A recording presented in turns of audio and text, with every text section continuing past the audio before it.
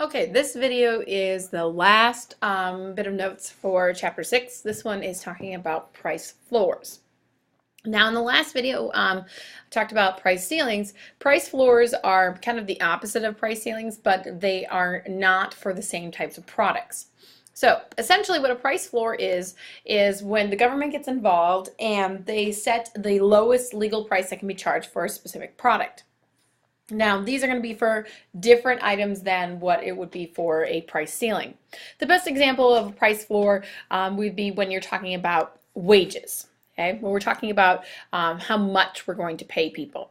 So when we're talking about wages, when we're talking about the suppliers, okay, the supply is going to be the employees. Because if you think about it, they're the ones that actually want more money. They're the ones that want to get more money for their work. The demanders, if you will, would be the employers. And those would be the people that are going to want to pay you as little as possible. So we use supply and demand still to determine how much we're going to pay people. So part of it has to do with cost, but the other part of it is that how much we're going to pay people is based on supply and demand. So we figure out equilibrium is something like $5 an hour. Now, usually when I tell people that, they're just like, what? $5 an hour, you're automatically saying that's not acceptable. That is way too low. So, all right, what the government's going to do is we're going to come in and we're going to set a price floor. So the price floor is going to be anywhere above equilibrium.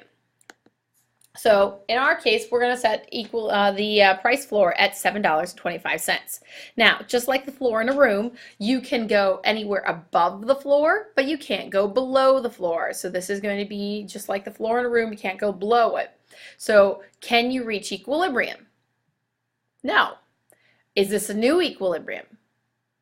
No, because there is only one equilibrium where supply and demand meet. That's here. Okay, up here at 725, you can obviously see that supply and demand do not meet there. Matter of fact, we already know that any price above equilibrium, what's the inherent problem? That's right, a surplus. It's going to create a surplus. And in this case, we're having a surplus of workers. What does that mean? That means we have a bunch of people out there that want a job but can't get a job. Okay, so that's going to create a surplus of workers. Now, you're already thinking to yourself, 725, I know that number. How do I know that number? Well, that is an example of minimum wage. So minimum wage is the lowest legal wage that can be paid to a worker. Now, just like we've talked about before, when we talked about moving away from equilibrium, the further away from equilibrium that you go, the greater the surplus or shortage is going to be. There is right now a huge movement to try and increase minimum wage. There are problems with this. So, controversy along with this. Well, I have a video to show you.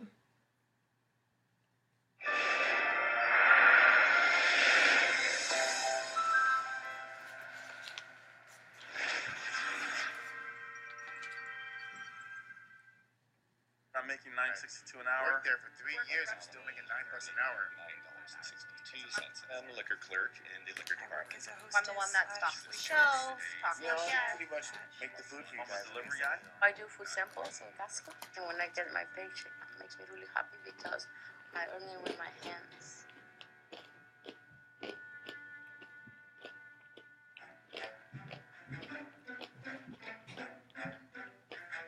In the U.S., the national minimum wage started with Franklin Roosevelt in the midst of the Great Depression in the late 1930s, so that low-wage workers could support themselves and their families.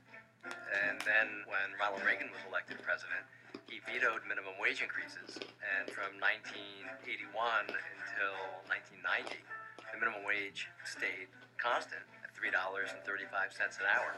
Because we had inflation in those years, it eroded the purchasing power of the minimum wage, and the value of the minimum wage fell by over 20% in that period. We still haven't recovered the value that was lost. And what fair minimum wage is continues to generate lively debate. And we're back out here live. They're blocking the road so the traffic can't get through. Seattle's mayor sent out several tweets of support today, including one that said, I support fast food workers' organizing effort because they deserve a living wage. We did a strike, and we actually went on site and told them we need more money. So some people who actually walked out of the store while we showed up on strike, was really exhilarating for me. What was exciting was just to know that, you know what, this is right. This is the right thing to do. This should have been done a long time ago.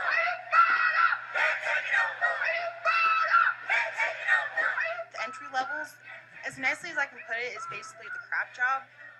$15 an hour will have a huge impact. It is incumbent on Seattle's leadership to vote for the interests of workers. Globally, you see the number of billionaires increasing, but poverty is also increasing and magnifying. When workers walked out in Manhattan in 2012, the demand for 15 really blossomed all the way on the other side of the continent in Seattle. There is economic inequality, and it's a byproduct of our free market system. But unfortunately, the more you do to fix that inequality, the more you put at risk the potential for economic growth. By raising the minimum wage, you're actually disincentivizing fast food companies and any business to do more than what they already do. Last year, our bakery had just a little over 35,000 labor hours. So we would have to bring in an extra $45,000 worth of revenue and or cut costs for every year for the next 10 years based on an increase to $15 an hour. That's a pretty heavy burden to bear on a small business. It's going to end up resulting in an increase in prices and the potential cutback in labor or service hours or product offering. Something has to give. I have 6 ice cream shops in Seattle. I do see my bank account declining over the next few years, but I would rather that than feeling like my employees might need to go to a food bank. You know, I get a pension from the Navy, but with the price of food, rent, and clothing, it's not enough. We've got to figure out how to get more money in the hands of our people. You know, we've got to move minimum wage up. But at $15 an hour, you just won't be able to hire inexperienced people and spend the money on developing their skills. You better have people that can hit the ground running. The $15 minimum wage movement is a little bit ridiculous. I know that I definitely don't deserve $15 an hour seating people or serving them drinks and such. I look at the purpose of a minimum wage as an opportunity for anyone to learn, grow, then move on. If you're a dishwasher or a server at McDonald's, is your rental price any different? Do you get to go to your landlord and tell him or her, well, you know, I'm an entry-level worker, so you're an entry-level landlord. Can you wait for 6 years before I can pay your rent? No, it doesn't work like that. I just focus every day on getting money for the kids, you know? So every day is just that. I was unemployed for nearly 2 years before the unemployment ran out. I was applying left and right, anything I could find. I'm doing what I have to do, but at this age, it's scary to think that I'm 54. In another 10 years, I'll be like at retirement age and I have no savings left. That was all obliterated. I believe people needed to be walked up right to the cliff to look over and see that we would basically end up in a mini class war in the city if we weren't able to find a way to compromise. Licata? Aye. O'Brien? Aye. Sawant? Aye. The nation's highest minimum wage is coming to Seattle. The Seattle City Council voted unanimously on Monday to gradually raise the minimum wage over several years to $15 an hour. 9 in favor, none opposed. Move that wealth back to the economy, and people go out and they buy a microwave or a TV set, or they send their kid to school for higher education. Those things stimulate an economy. Yo todavía tengo mi sueño de progresar, ayudarle a ella con sus hijos, ayudarle a sacar los niños adelante. En el futuro, si Dios me ayuda con más trabajo o que me paguen más, trataría de comprar una casa más grande para mi familia. Ese es mi sueño. My out-of-reach dream would be able to pay off all my mom's debt, buy her a new house, and just completely take care of her for the rest of her life. Have my own restaurant, maybe.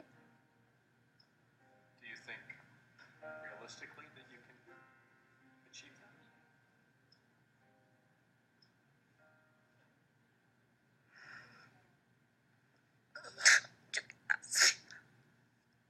that? No.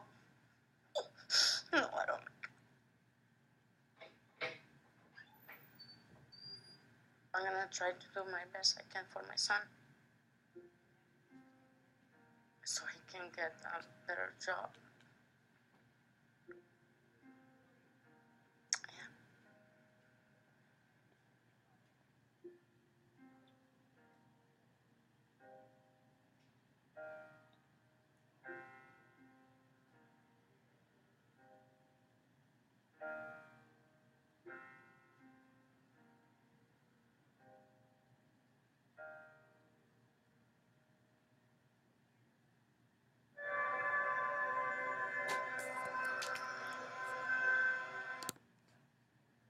All right, so the point of the video, hopefully that you saw, is that minimum wage is supposed to help those people that need it. There it was never intended to support a family on minimum wage, but there are people that are doing it. So what do? Well, if you were looking at it from the standpoint of the workers, they need the money to be able to support their family. Standpoint of it, looking at some of those employers, they talked about that if they raise the minimum wage, which they are, Seattle is actually going to $15 an hour slowly over the course of years. They just approved that this summer. Well, what are you going to do? They can't afford to hire as many people. They are going to have to cut hours. They're going to have to cut people. They may have been able to hire 5 people initially, but now because they have to pay everybody $15 an hour, now they're going to have to cut it down to maybe 3. Prices will increase. So it's kind of a catch-22. You're trying to help people that need the money, that aren't making a whole lot of money, but at the same point in time, it's going to cost them more money to be able to provide these services.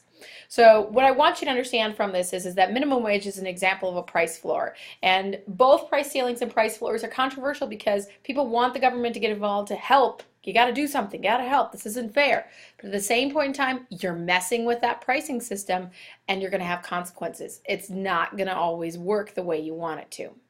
All right, that's it. That's all there is for notes. I encourage you to take a look on Canvas at the these list of things that are going to be on your quiz.